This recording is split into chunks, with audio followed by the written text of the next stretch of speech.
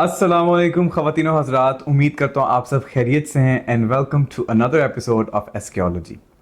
आज की जो एपिसोड है वो बड़ी ही इंटरेस्टिंग टॉपिक पर है। मुख्तलिफ फॉर्म्स ऑफ गैम्बल, सट्टा और व्हाट नॉट हमारे इर्द गिर्द हम देखते हैं, सुनते हैं, न्यूज़ में आता है, लेकिन वी रियली डोंट अंडरस्टैंड कि ये क्या होता है और ये क्यों होता है। ठीक है, तो आज की एपिसोड में मेरे साथ डॉक्टर साहब वंस अगेन हैं माशाल्लाह, and he will talk about and actually we will talk about all the forms that are out there, और मैंने बड़ा इसमें अपने आप को एजुकेट भी करना है। तो डॉक्टर साहब, सट्टा, जुआ, गैम्बल, ये बहुत बड़े बड़े वर्ड्स हैं, right? And we still don't know कि इनका मीनिंग क्या है। तो like if you had to create a foundation for us ताकि हम आज के पॉडकास्ट को सही से समझ सकें, तो वो क्या होगी? मुझे ये लग रहा है कि जैसे मैं कोई एक्स गैम्बलर हूं और मैंने अब तौबा कर ली है और अब मुझे बुलाया गया है, अब आपने एजुकेट करना है हमें। ऐसा कुछ नहीं है, मैं सिर्फ देखा हुआ बड़ा है। ऐसी बात नहीं है कि हमने हर जगह पे, हर फील्ड में, अब क्या करें, हम हर जगह पे बच्चों को एजुकेट कर रहे होते हैं। क्योंकि अभी आप ये देखो कि अभी कई बच्चे बेचारे के वो वीडियो गेम को प्रमोट करते करते एकदम उनके ऊपर इल्जाम लग गया कि ये तो वीडियो गेम नहीं थी, ये सट्टा था, ये गैम्बल था। यू नो, यस, वो तो अपनी तरफ से वीडियो गेम को कर रहे थे। हमें अपने बच्चों को एजुकेट करना चाहिए। मैं कई सालों से अपने इर्द गिर्द के बच्चों को बता रहा था कि ये वीडियो गेम्स नहीं है, इट्स सॉर्ट ऑफ गैम्बल। अभी आपका और मेरा जो है एक थोड़ा सा एक इख्तिलाफ ये आता है कि अगर किसी ने गैम्बल खेलना है तो सही तरह से जाके एंटरटेनमेंट के लिए गैम्बल खेला जाए, यानी कि किसी ऐसी जगह पे जहां पे गैम्बल लीगल हो, जिन मुल्कों में ये वो जैसे कसिनोज वगैरह में आप चले जाते हो और वहां पे गैम्बल खेलते हो। लेकिन आपने भी तस्करा किया वीडियो गेम्स का। Let's just start it from here कि वीडियो गेम्स कौन सी और क्या उनके अंदर ऐसा होता है जो which qualifies for them to be gamble? या देखो, एक वीडियो गेम है, आप एक खेलने की नीयत से वीडियो गेम खेल रहे हो या एक प्रमोट कर रहे हो, उसमें एकदम जब पैसे इन्वॉल्व होने लग जाते हैं ना, तो आपको अपने कान खड़े कर लेने चाहिए। Is it also the case कि जब गेम्स के अंदर हम स्किन्स या एक्स्ट्रा फीचर्स को खरीदने के लिए पे करते हैं? Yes, that's also Gamble. Yes, आप थोड़ा सा डिजिटली भी इसको अपनी एजुकेशन भी आपकी कंप्यूटर साइंसेज में है, तो आप बताओ मुझे कि हम ये जो वीडियो गेम प्रोमोटर्स को एकदम जो गैम्बल और के इल्जाम में और जुए के इल्जाम में पकड़ रहे हैं या उनकी इन्वेस्टिगेशन स्टार्ट की हुई है, ये क्यों है? आप अपने उससे बताओ कि ये जो डिजिटल गेम्स हैं, ये गैम्बलिंग गेम्स कैसे बन गई? ये तो वीडियो गेम्स थी। इसमें ये होता है कि आप बेसिकली एक पिरामिड स्कीम का हिस्सा बन रहे होते हो। वो कैसे? वो इस तरह से कि आप आगे से आगे, मतलब कि एक बंदे ने, देखो पिरामिड स्कीम का लफ्ज दोबारा से आ गया, हम इसको एक गेम को प्रमोट कर रहे हैं कि आप इसको डाउनलोड कीजिए, ठीक है ना? उससे आगे एक और बंदा इसको प्रमोट कर रहा है, कोई भी इन्फ्लुएंसर है, कोई टिकटॉक स्टार है, तो उसको फिर थोड़े से पैसे मिलेंगे।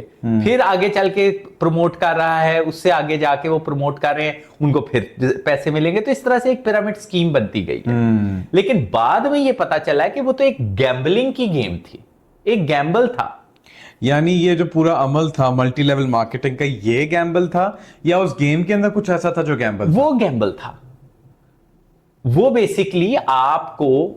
बट डॉक्टर साहब, I'd like to say कि जिस तरह मिसाल के तौर पर कोई गेम डेवलप होती है तो there's a lot of engineering that goes into it, right? It's a proper field, game development का एक पूरा। हाँ, तो मतलब वो जो डेवलपर्स होते हैं गेम के, वो ये चाहते हैं कि हमने जो इतनी मेहनत की, इस पे इन्वेस्ट किया है, हम इसको मोनेटाइज करें। And the way they can do that is कि जब यूजर्स जो उस गेम को खेलते हैं, they start playing it, they start liking it, उसके अंदर कुछ प्रीमियम चीजें होती हैं which they would want to have, जैसे कि कुछ स्किन्स होती हैं, कुछ वेपन्स होते हैं शूटिंग गेम्स में मिसाल के तौर पर। तो it makes complete sense from a game dev point of view and from even a business point of view कि जब हमारे यूजर्स होंगे वो ये प्रीमियम फीचर्स चाहेंगे, लिहाजा हम इनको we can set them for a price. तो that wouldn't count as gamble in ये तो आप किसी भी अपने एक किसी भी प्रोडक्ट में डिजिटल चीजें खरीदने के लिए, चाहे वो आप स्किन की बात कर रहे हैं, कोई भी आप अपना कैरेक्टर्स की बात कर रहे हैं, ये वो है, तो वो आप एक पैसे दे रहे हैं, वो एक अलग चीज है। लेकिन आप गैम्बलिंग गेम्स को बेच रहे हैं। नाउ वी आर टॉकिंग, यानी कि वो गेम्स जहां पर होती ही गैम्बल है। यस, तो गोया कि ऑनलाइन कैसीनोस कहा जा सकता है एक तरह से। एग्जैक्टली। Okay okay okay. आप बच्चों को पहले एजुकेट नहीं किया, और फिर उन लोगों ने अपनी जहालत में, अपनी इग्नोरेंस में, फिर वो पैसे की दौड़ में उन चीजों को प्रमोट करते गए, और फिर वो फंस गए। और देखो, हमने आंकड़ा, नंबर, सट्टा, बुक, इसका भी बहुत नाम सुना हुआ है। ये देसी टर्म्स जो है फिजिकल जुए की, जो हमारे यहाँ पे इलीगली साइड लाइंस में चल रहे होते हैं। सट्टा, बुकिंग, जुआ, are they the same thing? Different चीजें हैं, लेकिन इवेंचुअली ये सारे ही किस्मत के खेल है। अच्छा। तो इसमें क्या कहते हैं, इसी को वो उन्होंने डिजिटली जो है ना गेमों की सूरत दे दी हुई है। ये समझ लो डिजिटल बुक है, डिजिटल सट्टा है, डिजिटल आंकड़ा है। ठीक है, जिसमें नंबरों की गेम है, किस्मत का खेल है, नंबर आ जाएगा तो आपका तो वो हो जाएगा, ये सारी चीजें। और फिर आगे पॉन्जी पिरामिड स्कीम के तहत, मल्टी लेवल मार्केटिंग के तहत उनको प्रमोट किया गया, और फिर वो पूरे का पूरा पिरामिड फंस गया। तो ये जो सारी स्कीम्स हैं या ये गेम्स वगैरह हैं गैम्बलिंग की, आम बंदे का इनकी तरफ एक्सपोजर है? Like it's very easy, they can be downloaded from the play store, iOS store. मैंने तो देखा है, अब जरा से लोग, बच्चे डरे हैं। बच्चे भी डर गए कुछ? गवर्नमेंट की तरफ से भी इसके ऊपर कोई रेगुलेशन? हाँ, नहीं, अभी तक मैंने सुना नहीं है। बच्चों का सिर्फ डराना मकसूद नहीं होता, बच्चों को एजुकेट करना मकसूद होता है। वो अक्सर ये भी होता है कि बच्चों को जिस चीज से ज्यादा ही डरा दो, कहते हैं करके देखिए की होता है। वो जरा सा उनमें रिबेल होता है, क्यूरोसिटी होती है। जैसे कि मेरे में, जब मैं बहुत छोटा था तो ये चीजें बहुत थी, तो उस पे फिर हमें पहले दिन ही चेक एंड बैलेंस गवर्नमेंट को रखना चाहिए ना इन सिस्टम्स पे, कि ये क्या हो रहा है, क्यों हो रहा है। कुछ ऐसे लॉ इन्फोर्समेंट इदारे होने चाहिए जो कि नजर रखें। अब कुछ लोग तो फंस गए हैं। आज से 2 साल पहले तक, तकरीबन पूरे 2 साल पहले तक, इन्हीं जगहों में मैं बच्चों को, जो बच्चे यहाँ पे आते थे, छोटे मोटे इन्फ्लुएंसर थे टिकटॉक के, ये वो, मैं उन्हें मना किया करता था कि इनकी तरफ मत जाना, इनको प्रमोट मत करना। उन तक ऑफरें पहुंचती थी। इस सेट को डेवलप करने में जो बच्चे मेरे साथ इन्वॉल्व हैं, जो आपको भी उन टीम्स का पता है, उनमें 1-2 हैं जो थोड़े बहुत छोटे मोटे टिकटॉक स्टार्स थे, उन तक ऑफर्स पहुंची हुई हैं। अच्छा, now I am connecting all of this, यानी कि ये जब PSL भी हुआ, इसके ऊपर भी स्पॉन्सर्स, बड़ी बेटिंग कंपनीज क्या है? हाँ, is it linked to that? Yes, हम जब तक, देखो, हम एक और चीज भी मैं आपको बता दूं, जब तक किसी बड़े बॉडी के ऊपर या किसी इंस्टीट्यूट के ऊपर, जैसे आपने नाम लिया है, इनके ऊपर जब तक फैसले नहीं हो जाते, हम इन लोगों के ऊपर इल्जाम नहीं लगाते। ठीक है ना?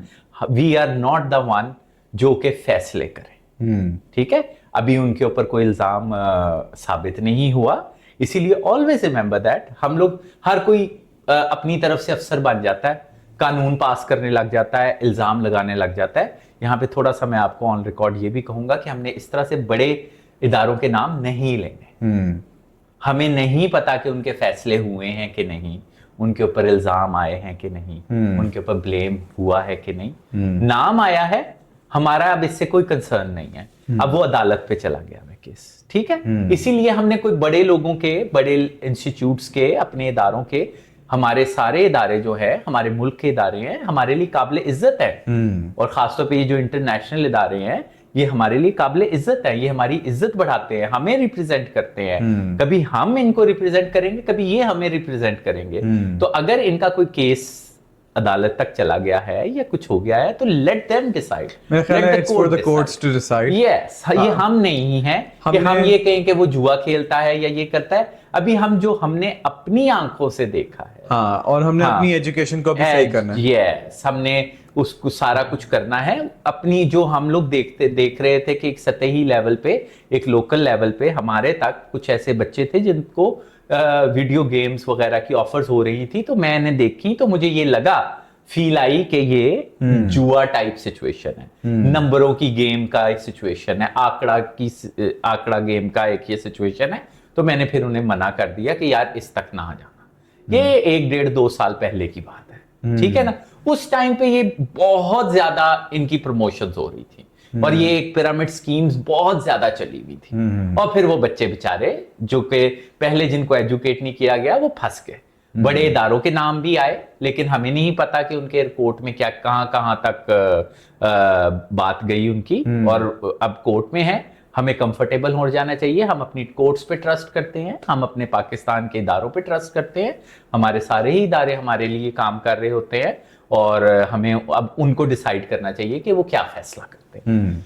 तो ये गेम्स हैं। इसके अलावा हर जगह पे ही मैं ये देख रहा हूं कि छोटी छोटी जगहों पे ही, हर फील्ड में ही कहीं ना कहीं इस तरह का पैसों का हल्का फुल्का जुआ चल रहा है। अच्छा, दीगर फील्ड्स में भी ऐसे हो रहा है? हाँ, अब आप ये नहीं देखते कि रियल एस्टेट में भी कहते हैं कि सट्टा बड़ा गर्म है।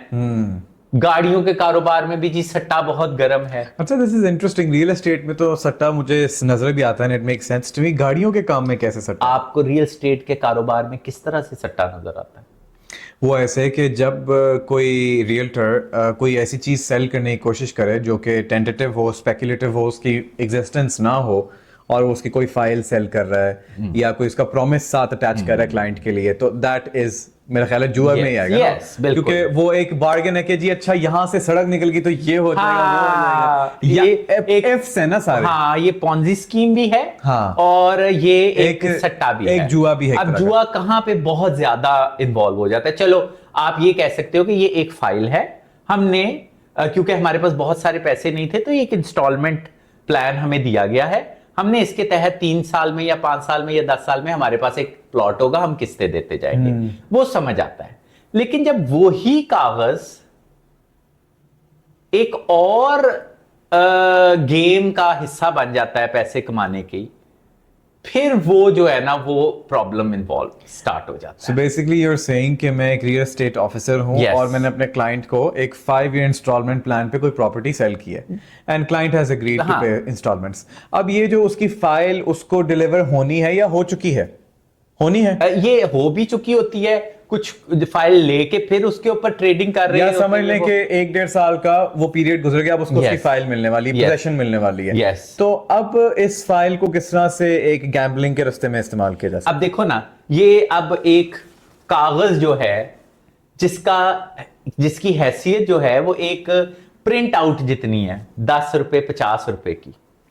It still doesn't represent any physical land. हाँ, अब वो फिजिकल लैंड को रिप्रेजेंट अभी नहीं कर रही। वो जस्ट एक सफा है। एक सफा है। अब वो सफा मेरे पास है और 1 घंटे में उसकी वैल्यू एकदम 1000 रुपया बढ़ गई है।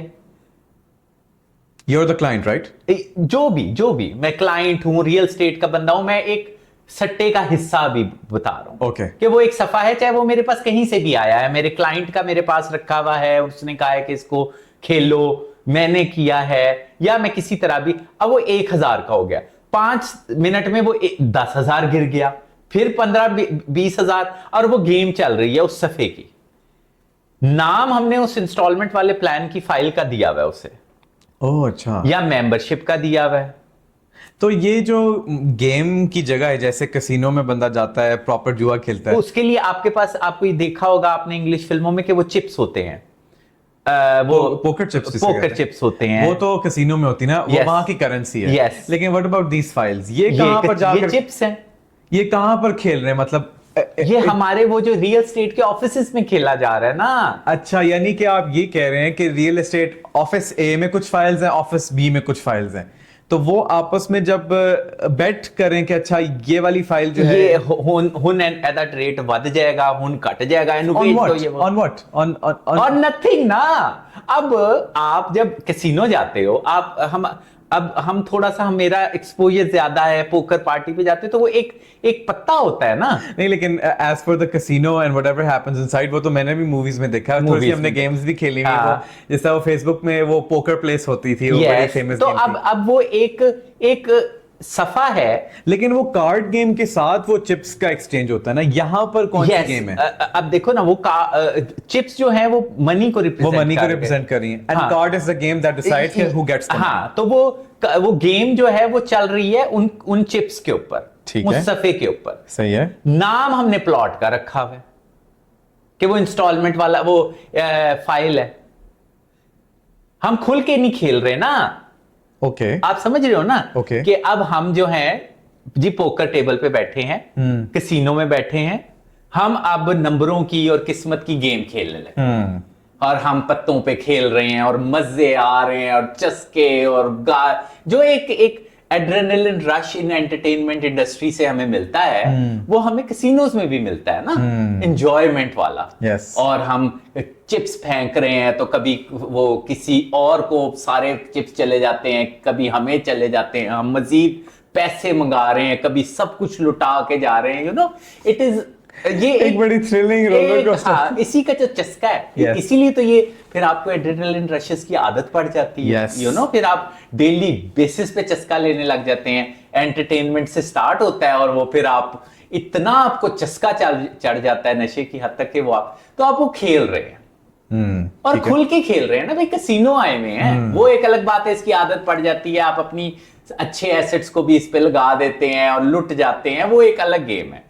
एंटरटेनमेंट है, थ्रिल्स है, चिल्स है, तो खतरे तो है ना। Yes. So, वो उसमें है, आप वो आके खेल रहे हैं ना। No adventure without no risk. अब आप रियल स्टेट के ऑफिस में बैठे हुए हैं और वहां पे आप ये खेल रहे हैं, तो वो कंफ्यूजन हो जाती है।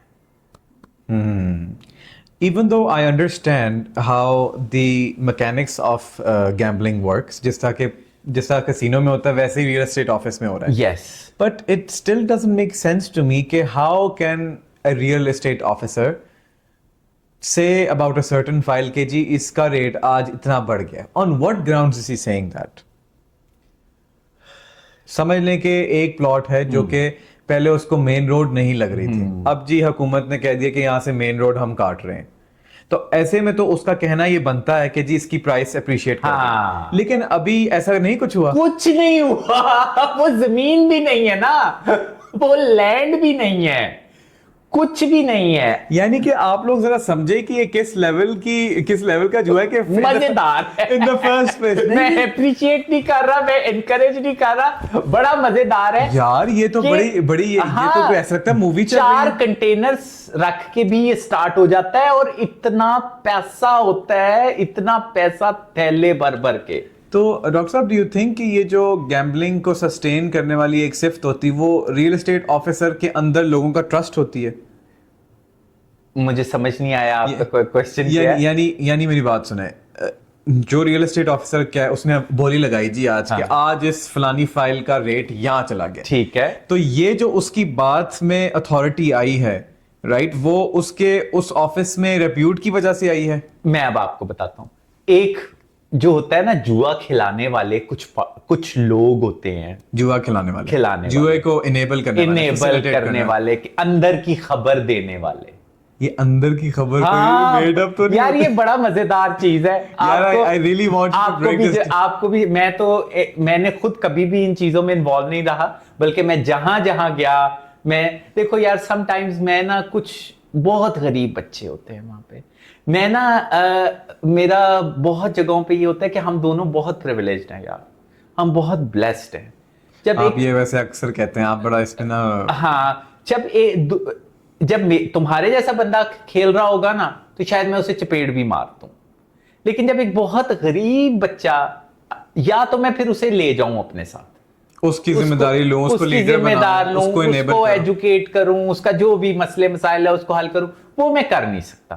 तो फिर जब मैं उन छोटे बच्चों को खेलते देखता हूं, उन्हें सिर्फ बता देता हूं कि बेटा ये आप जुआ खेल रहे हो, उन्हें एकदम से नहीं रोकता। लेकिन मेरे इर्द गिर्द रियल स्टेट में सबको पता है, मैं जहां जाता हूं ना मैं ये बता रहा होता हूं, अच्छा ये ठीक है, अब ये तुम जुआ खेलने लगे हो, अब ये तुम जुआ खेलने लगे, अब ये, वो मेरा मजाक उड़ाते हैं। बहुत मजेदार सी एक सिचुएशन है ये। I really want to go in depth with this, क्योंकि ये बिल्कुल ये सेंस डेवलप होना बहुत जरूरी है। ये प्रॉपर जुआ खिलवाया जाता है, एक एक मतलब कि अंदर की खबर आ रही होती है उसे, मतलब कि वो चस्का दिलवाया जाता है रियल स्टेट के लोगों को।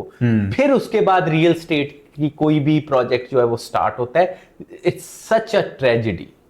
अच्छा, I want to really go through the process of this. अब मैं बिल्कुल ना बेसिक ग्राउंड लेवल से स्टार्ट करूंगा, and then you will tell me where what was that point जहां पर ये एक नॉर्मल क्लीन हलाल रियल एस्टेट ट्रांजैक्शन से फौरन से अब ये एक जुए और सट्टे में बदल गया। ठीक है, so you have two point this out for me. सही हो गया? तरतीब उलट करो। पहले सट्टा खेला जा रहा होता है, जब वो सट्टा उस स्कीम पे पुराना हो जाता है उसके बाद उन सफों को अहमियत दी जाती है, ओह ये तो हमने प्लॉट के लिए छापे थे। What do you mean? Yes. यानी कि चलें ठीक है, इस इधर से आ जाते हैं।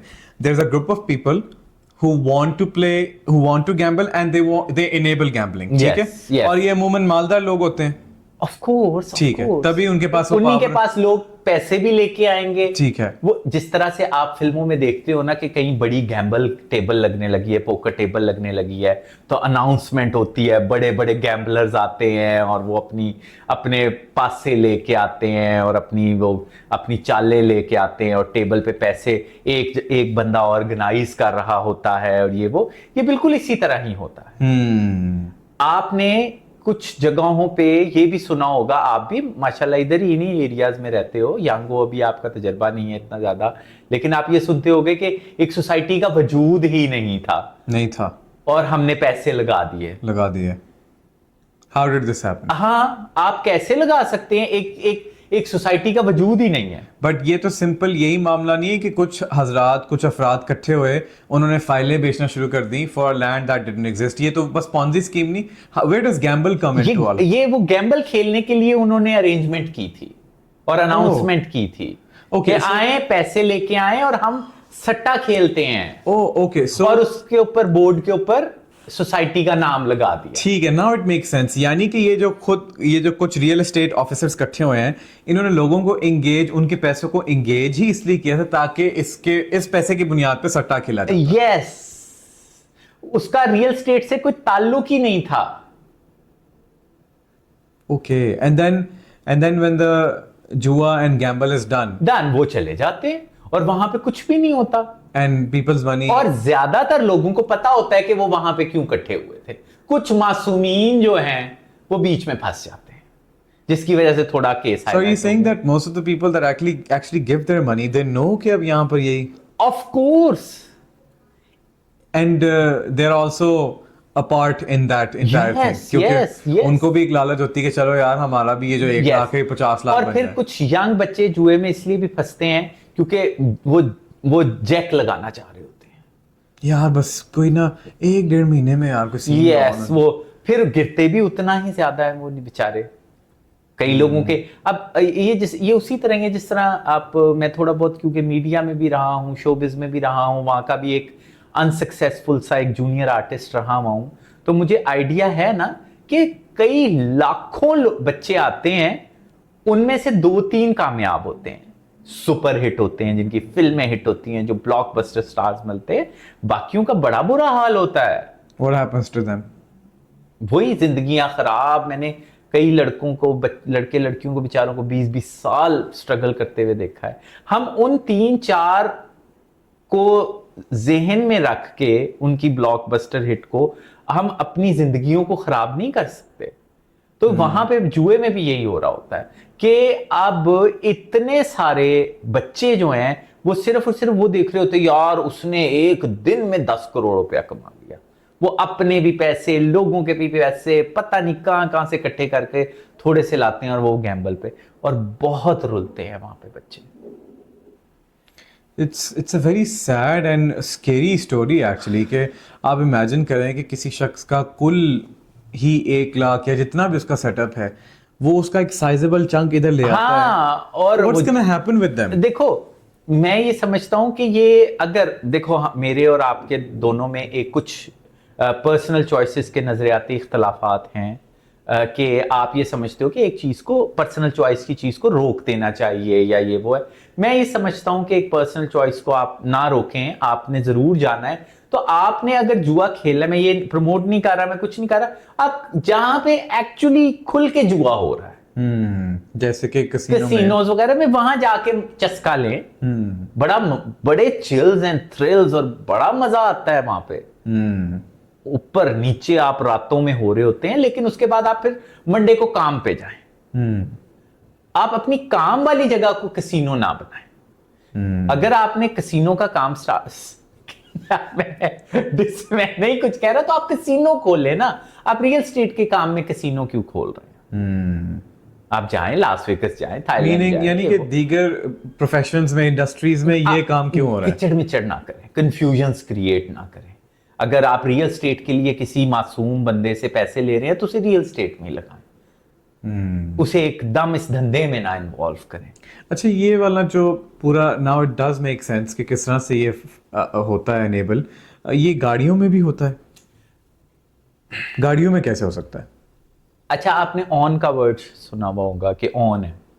यानी ऑन पर गाड़ी इतने की है, वैसे हाँ। इतने की है? क्या होता है, क्या होता है वो आप बताओ, यानी आपकी क्या एक सो वो है even though I have not perception? Researched into this a lot, लेकिन जो भी आपका आपको बहुत मुझे ये पता है, लगता है आप कि एक well aware इंसान। यानी कि एक जो है ना कि आपने गाड़ी नकद पर ले ली, मिसाल के तौर पर आपके पास गाड़ी थी, मैंने आपको 50 लाख दिया, आपने नकद पे गाड़ी मुझे दे दी, और एक मार्केट रेट के हिसाब से वो 50 लाख की थी, मैंने दे आपने दे दी अपना जितना भी आपने प्रॉफिट। और ऑन पर ये है कि आप मुझे पहले इतने दें पैसे और आप इसको आसान एक साथ पे 2 सालों के अंदर मुझे इतने पैसे दे दें, लेकिन वो इवेंचुअली जब अक्यूमुलेट होता है तो वो 5.5 मिलियन की या 6 मिलियन की हो जाती है। यस। अब प्लॉट को छोड़ दो, अब एक गाड़ी को बीच में इन्वॉल्व कर लो जिसकी कीमत 50 लाख रुपए है। ठीक है। अब वो जो ऊपर ऑन है ना, वो बेसिकली ऊपर नीचे हो रहा है। ऊपर नीचे होता है? होता है, बहुत होता है। ओ नहीं जी, उस टाइम पे ये 5 लाख था, अब 6 लाख रुपए ऑन हो गया, अब 4 लाख रुपए ऑन हो गया।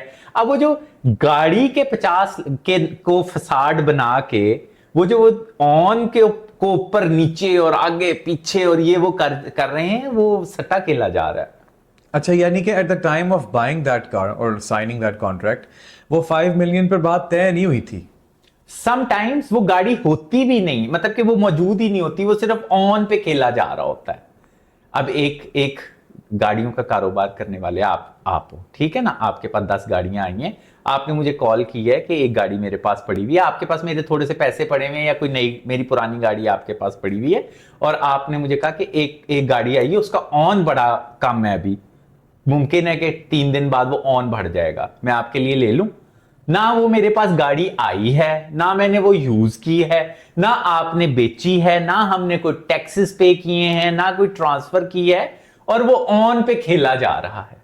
And on is fluctuating on the basis of what? अंदर की खबर। Thrill chill. यार ये अंदर की खबर क्या है? ये होता है ना। ये अंदर की खबर वाले जो बड़े होते हैं, ये कौन होते हैं? ये जो खिला रहे होते हैं अच्छा, मार्केट के Facilitators. हिसाब से और सोसाइटी के हिसाब से। अब वही पहले जो एक प्लॉट की सूरत में एक फसाड होता था और एक सफा होता था कि इंस्टॉलमेंट वाली फाइल है, इधर वो गाड़ी का आ जाता है कागज, अब वो पता नहीं एक सफा सा होता है। This is happening in Lahore. मुझे ये लगता है, एक वैसी एक बात है कि ये जो हम ये कहते हैं कि रियल स्टेट पे बड़ा बूम आया हुआ है, किसी भी एक नई टेक्नोलॉजी, एक नई इन्वेंशन, एक नया, जिस तरह एआई पे बूम आया हुआ है, ठीक है ना, वो समझ आता है कि एक नई नई चीज है, उसकी मार्केट बन रही है और लोग इंटरेस्टेड हैं और कह रहे हैं कि एआई रेवोल्यूशन आ गया है, हजारों सालों में पहली दफा एक इंटेलिजेंट मशीन बनी है।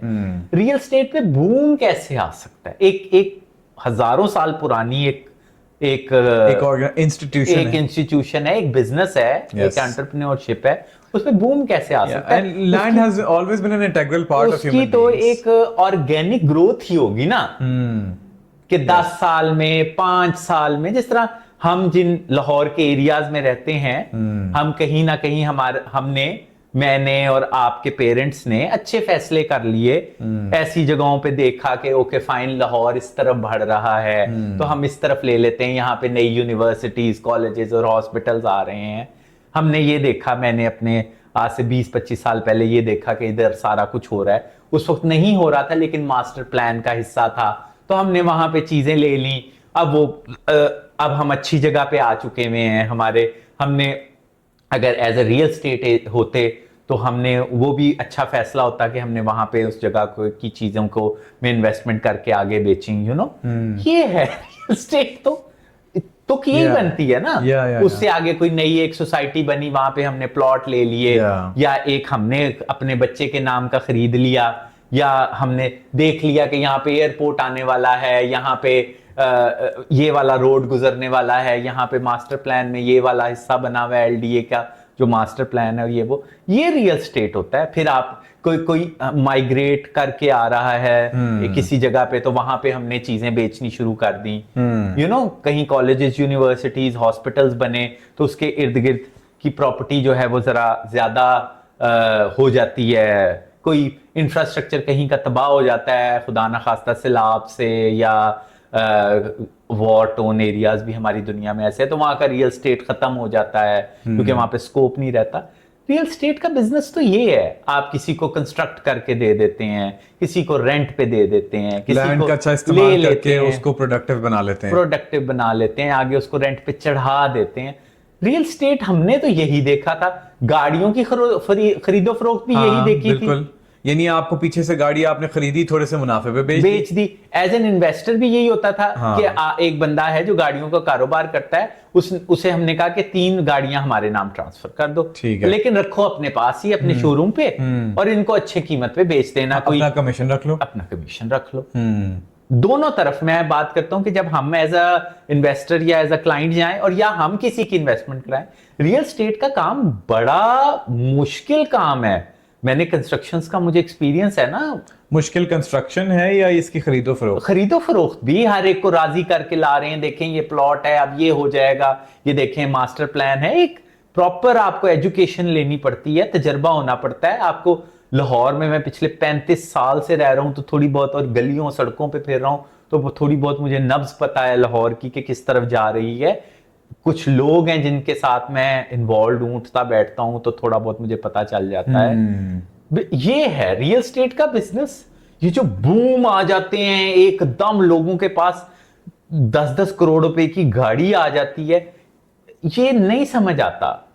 ये वैसे ही देखो, लालच में और प्रॉफिट में फर्क आपको सीखना पड़ेगा। आपका वो जिसे कहते हैं ना, आप अपनी जो एक अपना एक कॉन्शियसनेस और अवेयरनेस इतनी स्ट्रांग कर लें कि आपको पता हो कि ये हम लालच की तरफ जा रहे हैं, ये वाली ऑफर में, या इसमें, या हम एक अच्छे प्रॉफिट की तरफ जा रहे हैं। यही होगा ना कि हमें पता चले कि हमने इस पे मेहनत की है, तो हमें प्रॉफिट मिलने लगा है, हमें शेयर मिलने लगा है, हमें इंसेंटिव मिलने लगा है, हमें कमीशन मिलने लगा है। लेकिन एकदम आपको कोई आके बताए, जिस तरह से ये पॉन्जी स्कीम्स में भी होता है, एकदम बताए कि आपके डबल हो जाने हैं, ये आप पे भी तो है कि ये कैसे डबल हो जाएंगे। I think people get hurt in such schemes because they themselves are greedy. ये भी तो बात है। Yes, अपनी लालच को और अपने कमाई को अलग अलग रखें। As the old saying goes, लालच बुरी बला। It's a true thing. Yes, कि लेकिन अब हमें पता भी तो होना चाहिए ना, कई जगहों पे हम प्रॉफिट मार्जिन्स बहुत बड़े बड़े देख के ना लालची हो जाते हैं, लेकिन जहन में हमारे यही होता है कि हम कमाई करने जा रहे हैं, हम काम करने जा रहे हैं, हम इन्वेस्टमेंट करने जा रहे हैं। डॉक्टर साहब, if you do have a premium product and you're selling it at a very exclusive profit margin, तो that wouldn't be wrong ना? Yes, लेकिन अब प्रॉब्लम ये है ना कि प्रोडक्ट का नाम लिया ना, प्रोडक्ट तो है ही नहीं। ये मसला है सर। हाँ, कि गली बाती है बस। पाकिस्तान में और ज्यादातर जगहों पे प्रॉब्लम ही ये है कि इंडस्ट्री में कि प्रोडक्ट कोई भी नहीं है ना। इंडस्ट्रियल रेवोल्यूशन तो उसी वक्त आएगा ना जब प्रोडक्ट बनाने वाले आपस में इकट्ठे होंगे और प्रोडक्ट बनाएंगे। इंजीनियर्स और टेक्नीशियंस और क्या कहते हैं ये इन्वेस्टर जो इंडस्ट्री लगाएंगे और कोई प्रोडक्ट बनाएंगे, वो मार्केट में लेके आएंगे और वो मार्केट में बिकेगी। प्रोडक्ट तो है ही नहीं। आप हमेशा प्रोडक्ट तो देखो ना कि जिसके ऊपर हम लेन देन करने लगे हैं, प्रोडक्ट किधर है, जमीन का टुकड़ा किधर है। आई थिंक ये ग्रीड के अंदर वो लोग इतने नाइव और ब्लाइंड एक तरह से हो जाते हैं कि वो they don't care to ask यार क्या बेच रहे, दिखाओ। बिल्कुल। और फिर ये जो ट्रेडिंग वगैरह का चक्कर होता है, ये देखो क्रिप्टो एक बहुत बड़ी हकीकत है। क्रिप्टो ऑफ द फ्यूचर, ये अभी भी क्रिप्टो एक करेंसी मौजूद है, एक आपका अकाउंट है, उसमें आप इसको खरीदते हैं, बेचते हैं, फिर एक ट्रेडिंग होती है। जिस तरह पब्लिक लिमिटेड में भी वो आप शेयर्स होते हैं, उनकी भी ट्रेडिंग होती है। स्टॉक एक्सचेंज फॉरेन एक्सचेंज होती है, फॉरेक्स एक्सचेंज होती है, गोल्ड की ट्रेडिंग होती है, क्रिप्टो की ट्रेडिंग होती है, ये एक पूरी स्किल होती है। ठीक है, बहुत तेज है लेकिन वो स्किल है। लेकिन उसके साथ साथ एक गैम्बल भी चल रहा होता है। ट्रेडिंग में और गैम्बल में फर्क है। अच्छा, ये क्रिप्टो और ये फॉरेक्स और इन सब कॉन्टेक्स्ट्स में trading, what does that mean, and Gamble, what would that look like? देखो, जो स्टॉक एक्सचेंज, फॉरेक्स और क्रिप्टो की ट्रेडिंग है ना, ये प्रॉपर स्किल होती है, ये आसानी से नहीं आती। You have to look at graphs, आपको क्या कुछ कैलकुलेशंस आपके अंदर, आपके जहन के अंदर, it's a very intelligent game. आपके अंदर पूरे एल्गोरिदम्स बन रहे होते हैं, आपका पूरी दुनिया की मार्केट्स में नजर होती है, और फिर आप वहां के क्या कहते हैं, स्टॉक एक्सचेंज के ब्रोकर बनते हैं कि आपको, ठीक है, एक बहुत तेज स्टॉक एक्सचेंज होता है, ट्रेडिंग बहुत एक तेज वो बिजनेस है, आपको थका देती है, आपको बहुत जल्दी ड्रेन कर देती है। It's not for everyone. It is not for everyone. It is not for me. मेरे लिए भी मैंने करने की कोशिश की थी। I was like कि नहीं यार, ये नहीं थका देती है, थका देती है बहुत ज्यादा। लेकिन You can't sit in front of a screen and keep looking at the graphs। ही मतलब और ये तो सिर्फ आप एक स्क्रीन वाली देख रहे हो ना, स्टॉक एक्सचेंज वाली एक और ही गेम है।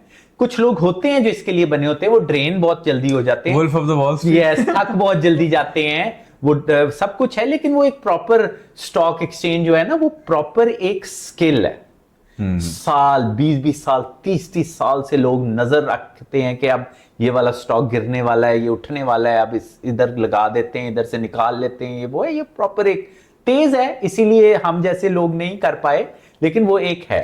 बर्कशायर हैथवे जो वॉरेन बफे की कंपनी है, वो भी यही काम करती है at an institutional scale. Yes, बिल्कुल, वो यही सर्विसेज देते हैं ना? हाँ बिल्कुल, आपके लिए यस, ब्रोकरशिप देती है, और बहुत बड़े लेवल की देती है। वो तो मतलब तो वॉरेन बफे वो एक अच्छी चीज है ना। और वो फिर प्रॉपर प्रोडक्ट क्या होती है, वो प्रॉपर पोर्टफोलियो बनाते हैं आप, और पब्लिक लिमिटेड्स के शेयर्स होते हैं, क्या बड़ी बड़ी कंपनीज के शेयर्स होते हैं, जो दुनिया की नई आने वाली बड़ी पुरानी कंपनीज के शेयर्स होते हैं, जो आपके पास होते हैं, उनके पूरे ऑडिट्स आपके पास मौजूद होते हैं। आपको, आप प्रॉपर अपने आप को मालिक फील करते हैं उन शेयर्स के साथ। एक तरह से एक एसेट मैनेजमेट कंपनी कहा जाएगा ना इसको? बिल्कुल। AMC। और उसको वो फिर ट्रेडिंग में लगा रहे होते हैं, क्योंकि दुनिया की इकोनॉमी इतनी तेजी से उतार चढ़ाव हो रहे होते हैं, तो उसी तरह शेयर्स भी उतर चढ़ रहे होते हैं, तो वो गेम तेज हो जाती है। लेकिन वो ट्रेडिंग एक प्रॉपर और करनी चाहिए। कहीं अगर किसी की आप अपने इर्द गिर्द देखें कि ऐसी पर्सनैलिटी है जो तेज तेज फैसले कर सकती है,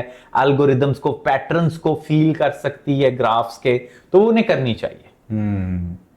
लेकिन फिर एक तरफ आ जाता है गैम्बल, सट्टा। ओके, इन दीज कॉन्टेक्स्ट सुट्टो, क्रिप्टो वगैरह में कि हुन सुटना है ऐसी बगैर सोचे समझे। Sometimes people will create a new coin। Yes। क्या ਇਹਦੇ ਵਿੱਚ ਪੈਸੇ सकते हैं। हाँ, लेकिन वो अब क्या कहते हैं, आप बगैर देखे, बगैर सोचे समझे वो सट पे सट मार रहे हैं, तो वो सट्टा ही होगा ना। वो ऐसे नहीं चलता, उसका कोई ऑडिट नहीं है, उसका कोई रिकॉर्ड नहीं है कि वो कहां से आए, ये प्रोडक्ट या वो कंपनी जिसके वो शेयर्स आप ले रहे हो, उसकी या मार्केट में स्टे करने की कोई वजूहात हैं कि नहीं है। यू नो, आप एक अपनी अवेयरनेस और कॉन्शियसनेस को तो रखो ना, किधर से वो आ रहा है। स्टॉक एक्सचेंज से नहीं आ रहा, वो एक रैंडम सी आपके सामने एक चीज आ गई है जिसके ऊपर आप पैसे लगाने। और बच्चों का प्रॉब्लम ये भी होता है ना कि उन्हें ड्राइविंग से इसलिए भी रोका जाता है क्योंकि उनकी बॉडीज उनके कंट्रोल में नहीं होती। ड्राइविंग यानी ड्राइविंग अ कार। या तो इसी तरह बच्चे जो है ना, वो बहुत जल्दी उनको चस्का एक होता है ना, क्यूरोसिटीज, उनके हार्मोन्स, उनका ये वो, तो वो बेचारे फिर सट्टों में, जुए में, नशे में, फास्ट कार ड्राइविंग में इन्वॉल्व जल्दी हो जाते हैं। क्योंकि बच्चे हमेशा एक ऐसी जगह तरफ जाएंगे जहां पे चिल्स, थ्रिल्स और मजे, चस्के ज्यादा हों, तो वो फिर फंस जाते हैं। Speed thrills but kills. Yes तो आप थोड़ा सा आप ऐसी जगहों पे स्पीड के साथ खेलें, कोई प्रॉपर जिस तरह से अगर कि जिन बच्चों को रेसिंग कार्स फास्ट ड्राइविंग की आदत होती है, तो जो प्रिविलेज गो कार्टिंग जा सकते गो हैं। कार्टिंग जाएं वो, लेकिन वो प्रिविलेज बच्चे हैं ना। हाँ, अब असल में देखिए ना, ये बात आ जाती है यही ना, आ जाती है ना, बच्चे यहाँ कि पे हमारे लिए कहना तो आसान है, हमारे लिए हम yes, अपनी जेब से 4-5 हजार निकाल के खर्च कर सकते हैं। हम दुबई जाके स्काई डाइविंग कर सकते हैं, हम फरारी वर्ल्ड जा सकते हैं, लेकिन I really feel that empathy for these children. Yes. मतलब it, और even ये- though हम इनके जुए में लगने को justify नहीं कर रहे, लेकिन it does make sense कि why they would be appealed to Yes, it ना। और फिर उनको कोई एजुकेट नहीं करता कि एकदम आप इतने अमीर नहीं हो सकते, कोई ना कोई पीछे इसके असल में डॉक्टर साहब ये भी देखे ना कि मेंटोरशिप की बहुत कमी है। बहुत कमी है। सवाल ही पैदा होता है कि इन बच्चों के बड़े कहाँ पर हैं। हर लेवल पे ना इदारे भी नहीं है जो उन्हें एजुकेट कर रहे हैं, पकड़ पकड़ के समटाइम्स आपको जबरदस्ती एजुकेट करना पड़ता है ना। And most of the times जो इन बच्चों के पास स्कूलिंग की फैसिलिटीज होती है वो भी कोई अप टू द मार्क नहीं होती। आपको मैं हमेशा ये कहूंगा और नॉन रिकॉर्ड भी कहूंगा, हम लोग बहुत प्रिविलेज्ड हैं। आपने अपने साथ इन बच्चों की जरूर जिम्मेदारी लेनी है। आप उनको एटलीस्ट एजुकेट जरूर करें कि ये सही है, ये गलत है, ये नुकसान की तरफ उनको जा रहा एक्चुअल है, अपॉर्चुनिटीज की तरफ ओपन अप करना। उनको बताएं कि इस तरह से मेहनत कर लो, इस तरह से तुम्हारे पैसे बढ़ सकते हैं। हम देखो बहुत ग्रास रूट लेवल पे ही काम कर सकते हैं, हम इससे ऊपर का काम नहीं कर सकते। फिर जब इदारों और एज अ सोसाइटी चीज और सेटअप्स की जरूरत पड़ती है, तो वहां पे हम दोनों भी इतने ज्यादा कामयाब नहीं हो पाते। जाहिर है, क्योंकि हमारे पास वो रिसोर्सेज वो नहीं है, हम रिसोर्स अपनी नहीं है कैपेसिटी। और फिर ऐसी सोसाइटीज में भी हम नहीं रहते कि हम कहीं खुद तो हमने थोड़ी बहुत मेंटोरशिप कर ली, नाउ व्हाट नेक्स्ट। अब इस जिस बच्चे को हमने मेंटोर किया, अब इसको हम लेके कहां जाएं? यस, क्योंकि एक हद के बाद वो हम नहीं कर अब पाएंगे उसको ना।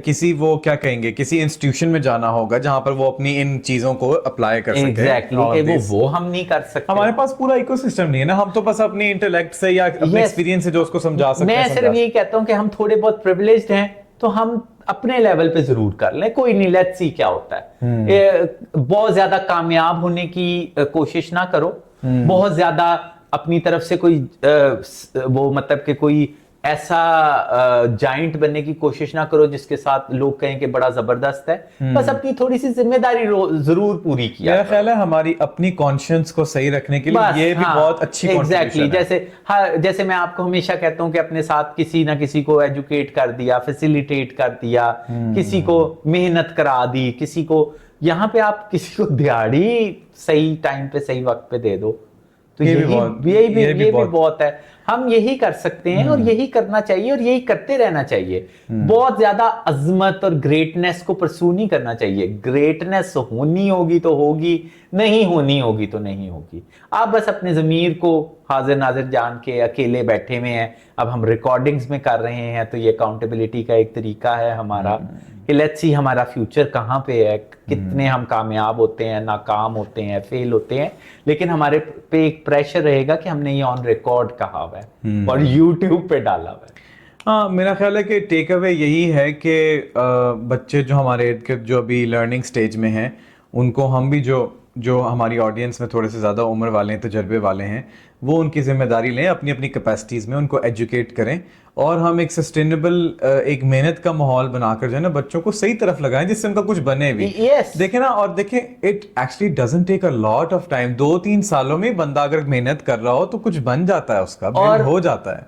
थोड़ा सा खुद गर्जाना तरीके से मैं ये कहूंगा, यानी अपनी प्रायोरिटीज को ठीक रखे। नहीं एक चीज, सॉरी, मैं एक और फायदे की बात करने लगा हूं कि आप जिन लोगों को मेंटोर करोगे ना, जिन लोगों को एजुकेट करोगे, शायद उस टाइम पे वो आपके पास से चले जाएं। लेकिन ट्रस्ट मी, मैं कुछ ऑर्गेनिक प्रोसेसेस पे बिलीव करता हूं।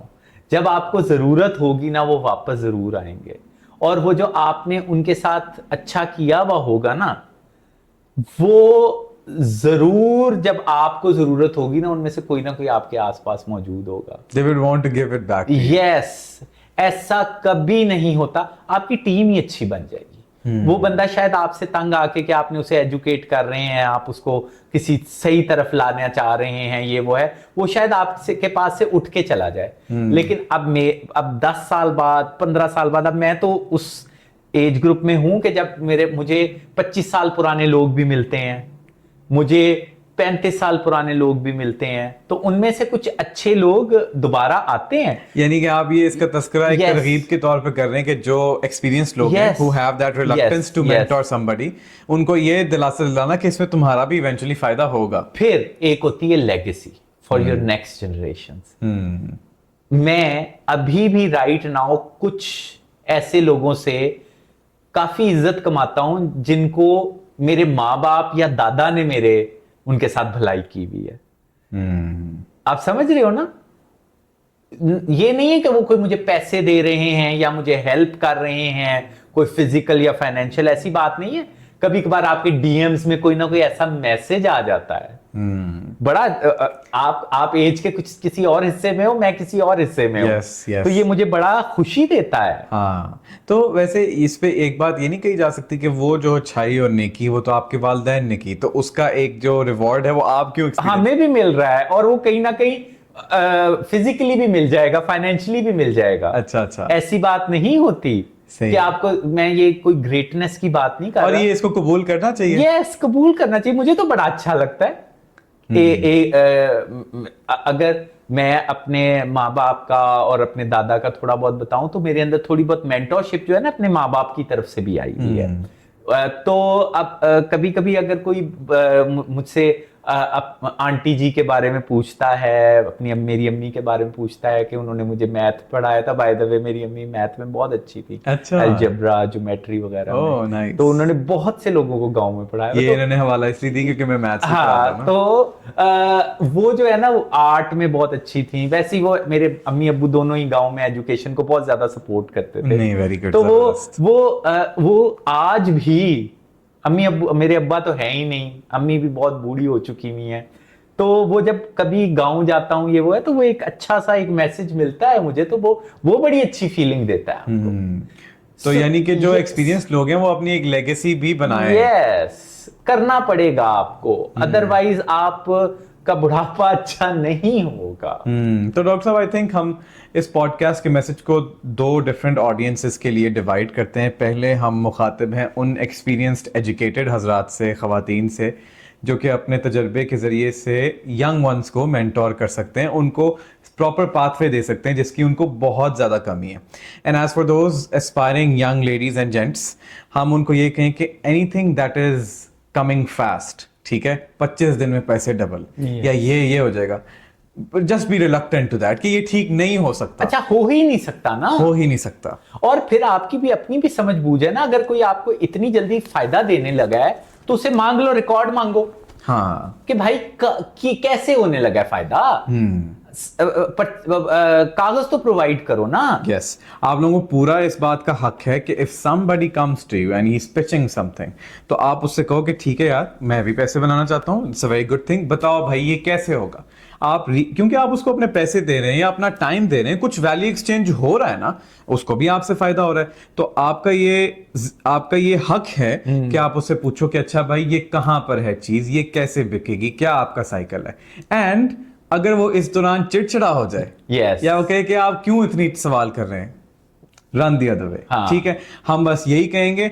और मेहनत, slow steady wins the race, वो रैबिट और टॉर्टोइस वाली जो बात बड़ा मुश्किल है, लेकिन यही है। चलते जाओ, खज्जल होते जाओ, फेल होते जाओ, लेकिन साथ साथ फ्लेक्सिबल रहो, सीखते रहो, अपनी 6 सेंसेस को स्ट्रॉन्ग करते रहो, अवेयर, कॉन्शियस, सीखो, नेटवर्किंग बढ़ाओ, डिजिटल नेटवर्किंग बढ़ाओ। शायद ये कुछ यंग एस्पायरिंग लोगों के लिए ये बात थोड़ी सी अनकंफर्टेबल हो कि खज्जल होना पड़ेगा कितनी देर तक, लेकिन मुझे इस बात का यकीन है, may be you'll agree with me, कि आप हमेशा नहीं खज्जल होते रहते, इवेंचुअली चीजें चेंज हो जाती हैं। अच्छी नियत के साथ खज्जल होना स्टार्ट कर दो, हाँ, छोड़ दो कि क्या होना है यार, स्ट्रगल और हसल में तो बिलीव करो ना, करना पड़ेगा। हाँ, और गैम्बलिंग से हर एतबार से, कोई अनदेखा सौदा, पॉन्जी स्कीम से खुद भी बचें, हाँ, अपने इर्द गिर्द के लोगों को एजुकेट करें। And if you know somebody who is doing this, मेरा ख्याल है उसको कॉल आउट करना भी बनता है, क्योंकि वो नुकसान पहुंचा हम अपने लेवल पे जो भी हमारा एक कमजोर सा लेवल है सोशली और इकोनॉमिकली और फाइनेंशियली, हम अपने इर्द गिर्द के लोगों को उससे एजुकेट करें, हम एजुकेट करें कि ठीक है, हम किसी का बाजू पकड़ के नहीं बिठा सकते, हमें भी चपेट पड़ सकती है कि यार तुसी वकरा साडे ते लग गए हो। लेकिन हम ये तो कह सकते हैं ना कि ये आपको पता है ना कि ये थोड़ी सी गड़बड़ है, आपको ये नजर आ रहा है ना, क्योंकि मुझे नजर आ रहा है, आपको भी नजर आना चाहिए, बाकी आप जो भी बेहतर समझते हो। तो ख़वातीनो हज़रात, बात यह है कि हमारे हालात तभी बदलेंगे जब हम अपने हालात की जिम्मेदारी लेंगे और हम पेशेंस के साथ, प्रॉपर चैनल्स के साथ, दूसरे लोगों को रिस्पेक्ट करते हुए उनके साथ एक बराबरी और एक मतलब एक मेरिटोक्रेसी का माहौल कायम करते हुए आगे बढ़ते रहेंगे। तो get rich quick schemes which don't exist, ठीक है, उनके ऊपर आप ना बिलीव करें, ठीक है, उनसे दूर रहें और स्लो, सस्टेनेबल एंड सिस्टम्स के साथ अपने आप को एजुकेट करते हुए, पुश करते हुए, ग्रो करते हुए आगे बढ़ते जाएं। We will see you in the next podcast. Until then, take care. अल्लाह हाफिज़। अल्लाह।